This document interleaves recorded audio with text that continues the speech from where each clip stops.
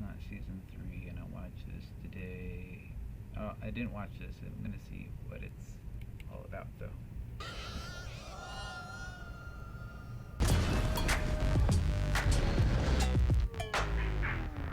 This video is brought to you by Squarespace, the all-in-one platform to build your online presence. Episode 6. And Luke's back. I'm not a fan of digital Luke and his monotone delivery. Well, it sounds like his voice wasn't mixed in with the other audio properly, which is weird as Mando's dubbed, and he never sounds out of place. And to be honest, a lot, if not most of the other voices would be getting dubbed in later. So I don't know why just Luke always sounds separate to everyone else. And he talks way too slow, like he's trying to sound wise and meaningful all the time. That or he's growing a bit of the herb on the planet. That's what he's spending his time doing. Size matters not. It's so weird to me that we have Luke training what is effectively a baby. It even makes baby sounds the whole time. And then he shoots the baby.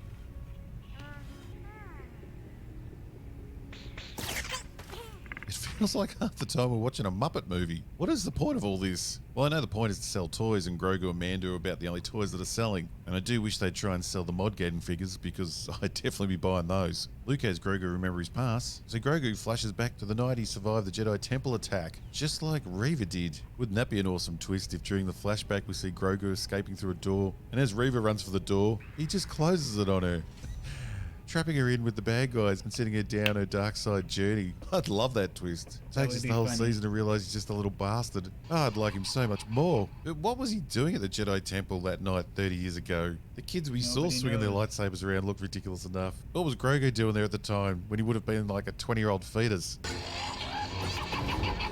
The slow aging thing is so stupid in this show. Grogu hasn't advanced from sounding like a baby and being an infant for 50 years, but it's worth Luke wasting his time on trying to train him, even though at this rate he won't be an adolescent for about another 100 years. So dumb. So Disney. Yeah, you guys have given us so many. Like, they should have made him a little bit older, at least, like, get rid of the baby noises. Make them like 3-year-old noises. I don't know. Just don't make him sound like a baby. He's right on that one. too cute. BB-8, Porgs, Baby Yoda, I can't breathe anymore. Especially because like they shoot him. Ah, shit. Then it's back to the Boba Fett show. What a horrible come down going back to the boring Boba Fett story. I've come off 3-day acid benders and haven't felt that flat.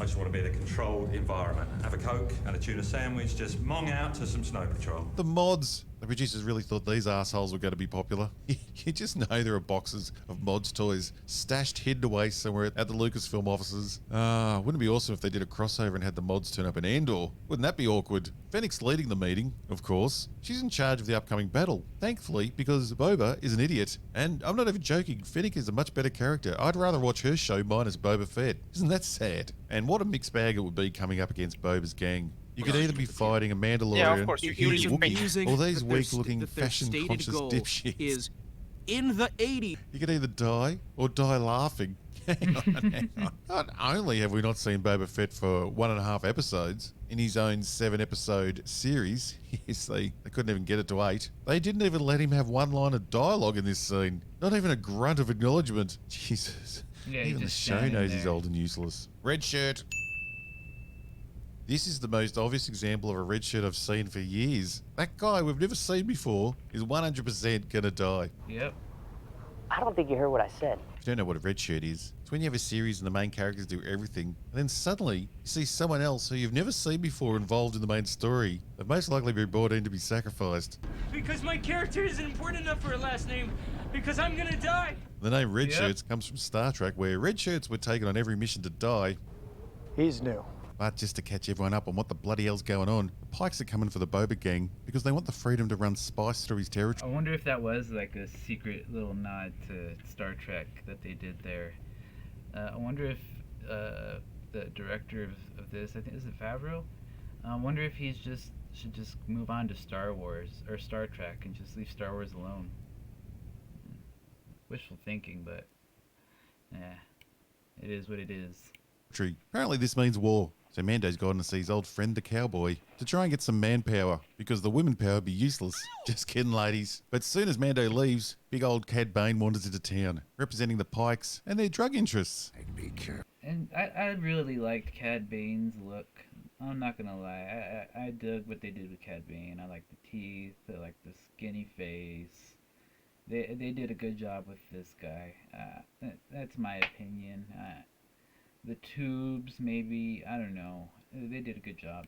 Careful where I was sticking my nose if I were you. But he doesn't I've never have watched a the nose. Star Wars cartoons. I know they're meant to be good, but there's only so many hours in a day. There's too much Star Wars as it is. But I like this Cad Bane character. He's a bit too comic book gunslinger, so I'm guessing he's a Dave Filoni creation. But the voice and face are pretty cool. Red shirt goes down, and then we know that guy's not going to die. That's what red shirt was for. And then, boy, back with Luke and Grogu. The more they use Luke to do damage control for the sequels, the more stupid and out of place the sequels feel. Because you have to remember, this Luke turns into a completely selfish loser. And Grogu, Ahsoka, all the Mandalorians, everyone just going to disappear to make way for Rey. I'm all the Jedi. Oh no, they made him a little shirt. More merchandise. I'm surprised they haven't got Luke drinking a refreshing Pepsi. Imagine instead of all this absolute bullshit, we were watching Luke training a young Ben. But, you know, no toy sales there, so screw that idea. Luke gives Grogu a choice. The dangerous lightsaber or the chain-metal raver top. I'm guessing the infant baby child's going to pick the only father figure he's ever known over the boring dude making him train every day. And here's a tip we could all live by. Don't let children make major life decisions, because children are all mental. Yeah, like, good lord, he's saying everything that can be said. Like, of course the kid's gonna choose the father figure. Of course he's gonna choose going with him. Of course he's gonna. This guy's shot him with the laser. This guy's busting out lightsabers, saying like, and plus it was Yoda's one, which was total BS, by the way, uncanon. Yeah. We then get another glorious kick to the nuts of J.J. Abrams and Rian Johnson when we have Luke explain to Grogu that it's going to take many years to learn the way of the Force, even past Luke's lifetime. It will take you many years to master the ways of the Force, and you may never see the Mandalorian again. Luke must be absolutely shocked when he meets Rey. The one-day instant expert Force user. Imagine that. Something that takes years and years of patience to learn, and you meet someone that can do it all in a day. It must have blown Luke's mind. That would be like meeting God. Now I'm not saying Jon Favreau has given up on old man Boba. No, yeah, like, I understand why he was so depressed in the story. He meets Rey, and then he's just like, oh god, it took you one day to do that, and I took my entire lifetime, and I'm a failure now? Because of Kylo Ren. Kylo Ren made me be my downfall. That emo boy that looks like the Flash. But Boba made it through 2 episodes out of only 7 without saying a line of dialogue. What are they paying him by the line? Quick breather to discuss this video's wonderful sponsor, the amazing and personal favourite of mine, Squarespace. Whether you're just starting to grow your big idea protection to, got blown up at the end of the last episode.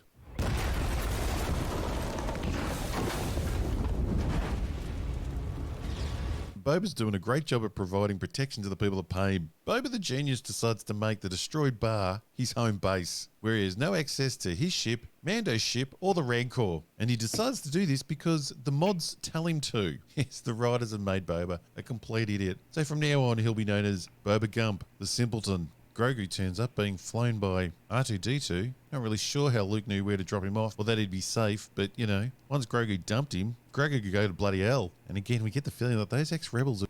Right. Thanks R2-D2.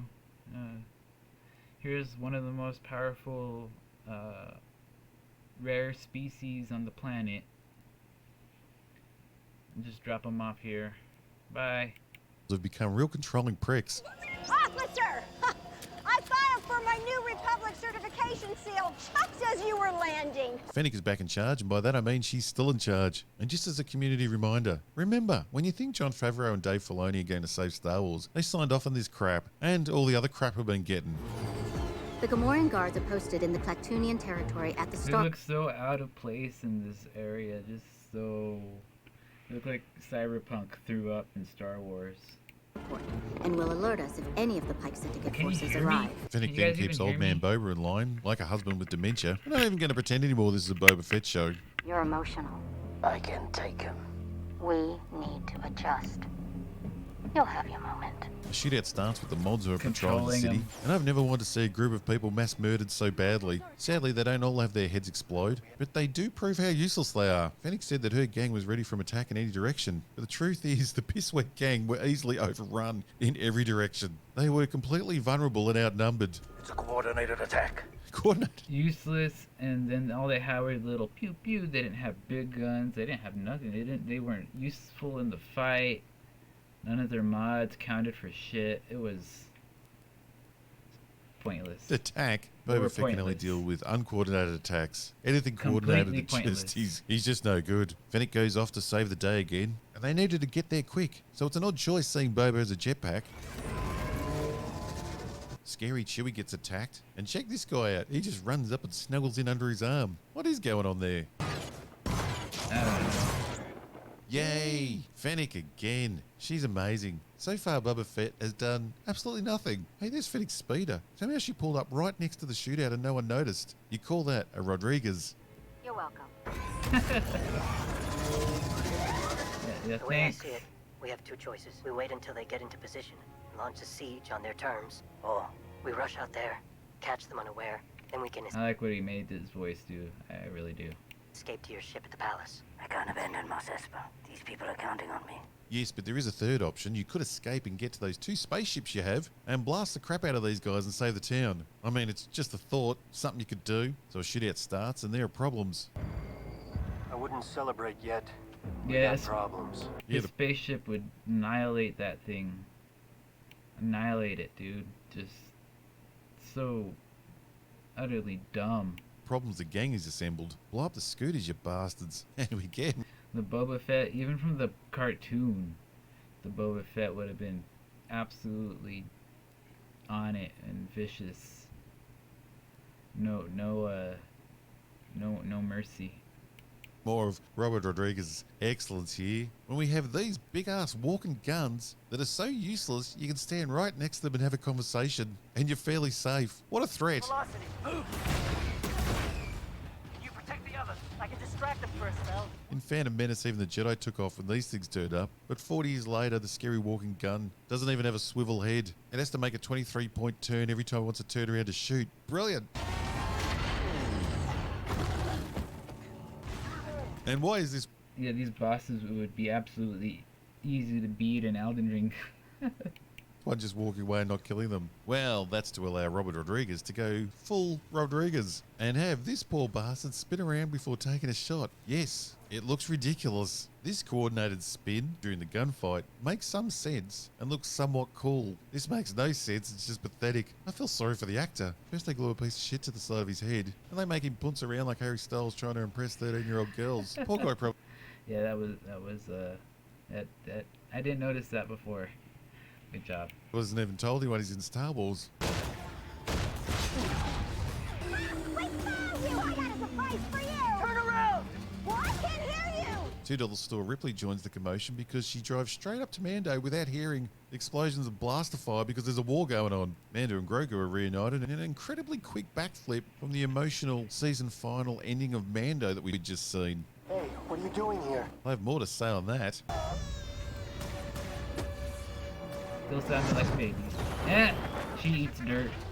Everyone's running from the big guns, which is a surprise seeing as these three were off jazzing it up around the corner a minute ago. But for some reason they decided to run straight back into the line of fire of the big gun to run away. You think they might have tried to attack from a different direction or do something else, but you know, this is Robert Rodriguez. After 1,000 blasts that have just bounced off the shield, they'll think maybe just another 1,000 more and they'll get through. Because for some reason they just all keep shooting even though it hasn't done a thing. No one thinks to try something different, but they do have one great plan. That great plan is take a sniper gun and try shooting at it again. Maybe they should have all gone up onto the roof. Quite the advantage point from up there. But someone needs to explain to me why the guy with the permanently attached gun sight on his head wasn't chosen to make the sniper shot. It's obvious to the audience that none of the Right. attached mods, actually improve their life in any way. That's exactly what I just said. It improved nothing. This is improving nothing. This is just a. This looks like it would be just a headache. Good lord. An infected headache. Will give them any advantage in any situation. But even the show has stopped pretending that the mods work in any way. Boba nicks home to come back with Slave 1 so he can blast everyone away. But in a surprise twist, Boba Gump has decided to return riding the fleshy, out-of-control Rancor. Great decision, Boba Gump. Oh boy. Yeah, don't bring the spaceship with the massive guns. Bring your pet. And he gets shot. Aww. Yeah. Everyone keeps shooting at the shields, even though it's literally doing nothing. While the Rancor goes berserk, this guy gets blasted to death, but can still do the Wellum scream on the way out. That's a Rodriguez. We then have the show turn to King Thank Kong, you, Rodriguez. and Mando proves that his internal organs and bones must be all made up of Beskar.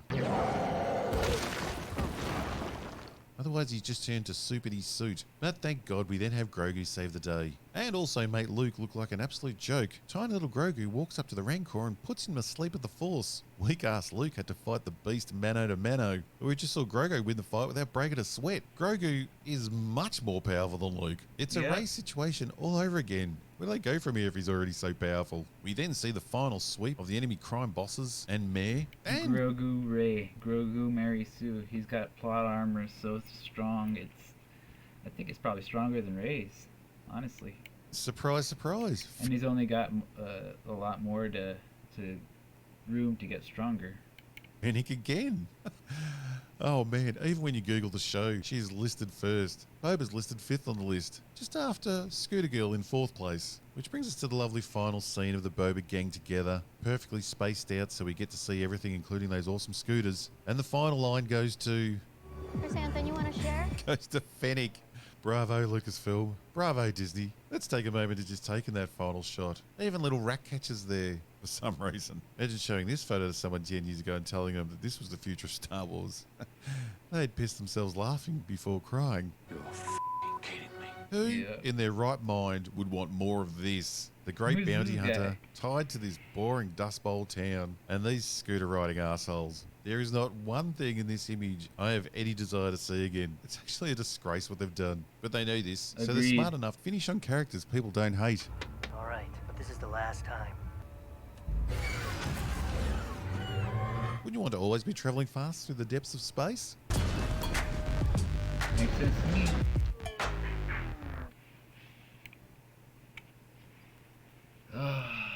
Yeah, I watched it yesterday. It was alright.